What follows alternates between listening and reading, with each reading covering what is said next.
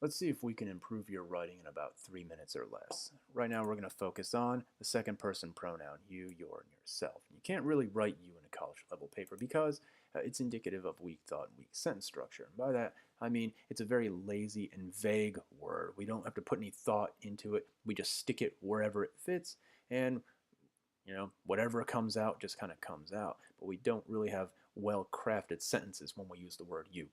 In addition to that, it's a very informal word. Usually we don't know our reader, and so it's not fair, it's not polite, and it's definitely not academic to address a reader as you. Because we're not friends. We're trying to establish sort of a rapport, more of an academic tone in our writing now. So the best way to get rid of the second person pronoun, or the Y bomb as I call it, would be to stop and think about the subject of your sentence. Who or what do you really mean when you say you? And then just replace it. So here's an example of a bad sentence. You can avoid writing you simply by replacing it with a noun or pronoun that refers to the person you are addressing.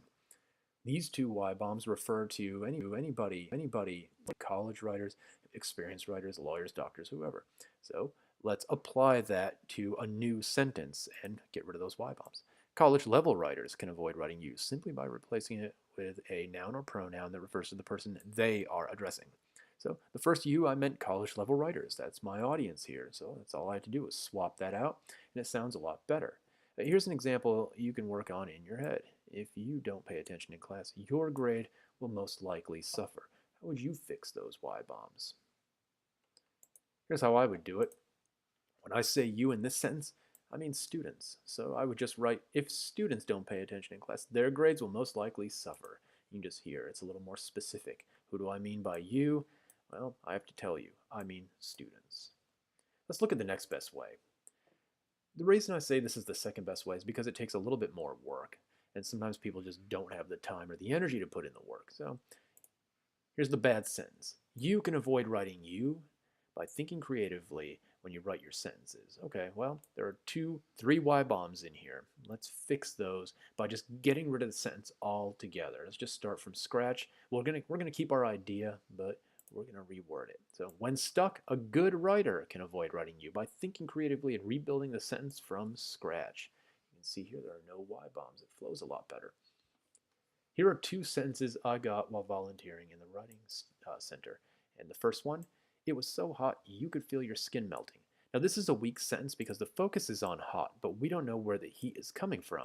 It could be a hot frying pan, it could be hot water, who knows? So the writer thought for a little while and came up with it's the sun. That's the focus of the sentence, so why not use that as the subject? And the new sentence from scratch, the sun was so hot it seemed to melt everything it touched.